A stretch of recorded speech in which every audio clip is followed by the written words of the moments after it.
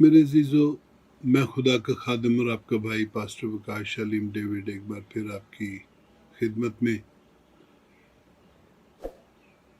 پچھلے دنوں قربانی کے گوشت کے تعلق سے جو ہم نے ویڈیو آپ کی خدمت میں پیش کی تھی، اس کو دیکھ کر بہت سے بہن بھائیوں نے پسندیدگی کا اظہار کیا، اور کچھ ایسے بہن بھائی بھی تھے جو ہمیشہ کی طرح سوال کرتے ہیں اور ہمیشہ کی طرح کہتے ہیں کہ یہ نہیں کھانا چاہیے، سو ان کا بھی اعتراض تھا۔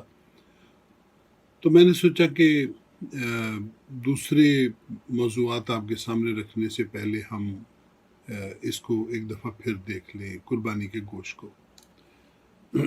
آج ہم دوسرے اینگل سے دیکھتے ہیں۔ دوسرا اینگل کیا ہے؟ دوسرا اینگل یہ ہے کہ ہمیں شریعت دی نہیں گئی، شریعت یہودیوں کو دی گئی تھی، اور اگر شریعت ہمیں دی جاتی تو یرمیہ 31 میں خداوند یہ نہ کہتا کہ آنے والے دنوں میں میں ایک نیا عہد باندھوں گا، اس عہد کی مانند نہیں جو میں نے ان کے ساتھ بیابان میں باندھا۔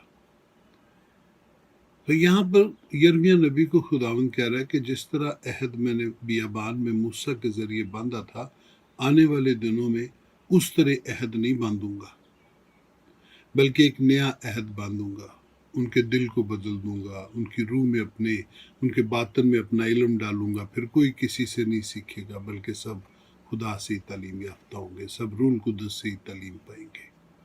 سو یہ پیشن گوئی جو تھی، یہ اس وقت کی گئی جب یرمیہ نبی تھا۔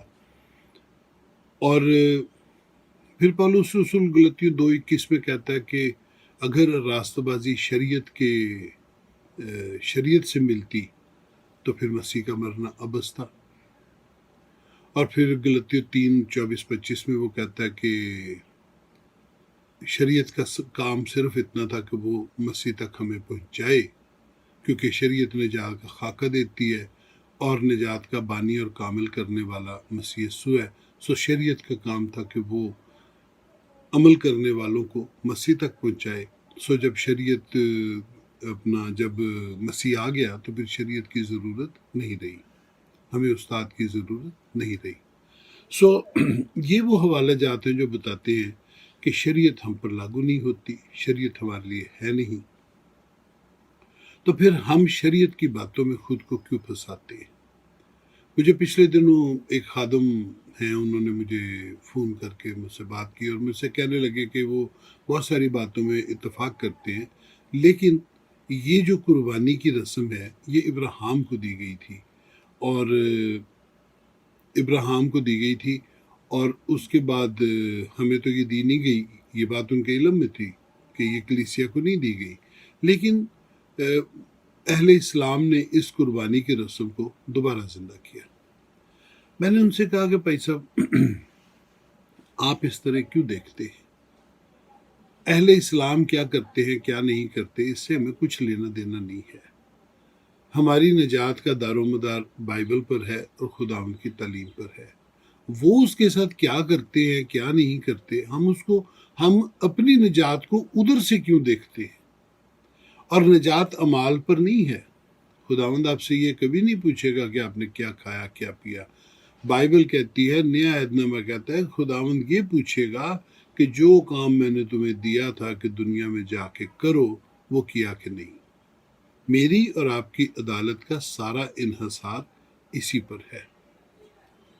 سو میں سمجھتا ہوں کہ ہمیں ان کاموں میں اس بحث میں پڑھنے کی بجائے ہمارا سارا شوق خداوند کا ہونا چاہیے، اور ہم وہ کریں جو ہمیں کرنے کا حکم ہے، یعنی کہ محبت کریں خداوند سے، بنی نوع انسان سے۔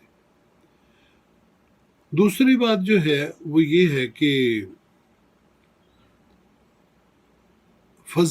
ہم فضل کے متحد ہیں، شریعت کے متحد نہیں ہیں۔ فضل کیا ہے؟ فضل ہمیں خداوند کے جلال میں داخل کرتا ہے۔ آپ جلال سمجھتے نا، ہم نور کا حصہ ہو جاتے ہیں، ہم خداوند کے نور کا حصہ ہو جاتے ہیں، اس کی ذات کا حصہ ہو جاتے ہیں، ہم خدا کے ساتھ ایک ہو جاتے ہیں۔ جب ہم خدا کے ساتھ ایک ہو جاتے ہیں تو پھر ہم عالم ارواح میں قید نہیں ہوں گے جیسے وہ تھے جنہوں نے شریعت پر عمل کیا تھا۔ کامل تھے وہ لوگ، شریعت کے لحاظ سے پورے تھے، لیکن نجات نہیں پائی۔ نجات کیوں نہیں پائی؟ کیونکہ مسیح پر ایمان نہیں لائے، مسیح تب تک آیا ہی نہیں تھا۔ آپ کو محبت کرنے کا حکم ہے، آپ محبت کریں اور خداوند کے ساتھ ایک ہوں۔ یہی آپ کے جو ہے نا آپ کا لیے حکم ہے۔ شریعت کی باتوں میں پھنسیں گے تو وہ ایک ایسا بوجھ ہے جسے نہ وہ اٹھا پائے اور نہ ہم۔ یہی بات پطرس نے کہی تھی، اس نے یروشلم کے کونسل میں کہا تھا کہ وہ بوجھ مت رکھو جس کو نہ ہم اٹھا پائے اور نہ ہمارے باپ دادا۔ میرے عزیزو، ہم اس بات پر کیوں بار بار جاتے ہیں جو اعمال پر ہے؟ دوسری چیز دوپٹے کے تعلق سے ہوئی کہ عورت کے لیے ضروری ہے کہ وہ سر پر دوپٹہ رکھے۔ دیکھیے وہاں ایک بھید بیان ہوا ہے، اور بھید کیا ہے؟ بھید یہ ہے کہ آدمی کا سر مسیح ہے اور عورت کا سر اس کا خامند ہے۔ اس سبب سے، بیوی ہونے کے سبب سے، وہ سر پہ محکوم ہونے کی علامت کے طور پہ دوپٹہ رکھے۔ لیکن وہ تو مسیح اور کلیسیا کے تعلق سے ہے۔ آدمی کو، ایماندار کو حکم ہے کہ وہ خاندان کے اندر مسیح کی مانند رہے اور بیوی کلیسیا کی مانند اس کی تابع دار ہو۔ کرنتھیوں کے خط میں ایک خاندانی ترتیب ہے اور پھر ایک کلیسیائی ترتیب ہے جو خداوند کے سامنے ہونی ہے۔ بیاہ جو ہے یہ مشابہت ہے کہ دلہن ایک دن دلہا کے پاس جائے گی، کلیسیا ایک دن دلہا یعنی مسیح یسوع کے پاس جائے گی۔ ہمیں اسی تناسب سے، اسی مشابہت سے ہمیں بیاہ کی رسم دی گئی ہے۔ یہ عورت کو محکوم رکھنے کی علامت نہیں ہے، یہ عورت کو محکوم کرنے کا حکم نہیں ہے۔ ہم اس کو غلط طریقے سے لے رہے ہیں۔ دوپٹہ ہمارے لباس کی مجبوری ہے۔ ہماری عورتیں شلوار قمیض پہنتی ہیں تو اس لباس دوپٹہ اس کا حصہ ہے، لیکن ہم اس کو ایک فرق نظر سے دیکھنا شروع ہو گئے۔ ایسا کچھ بھی نہیں ہے۔ آپ کو ان باتوں پر غور کرنا چاہیے، اعمال پر نہیں، فضل پر تکیہ کریں۔ فضل آپ کو جلال میں داخل کرتا ہے، اور جلال کیا ہے؟ جلال خدا کی ذات ہے، خدا کا نور ہے۔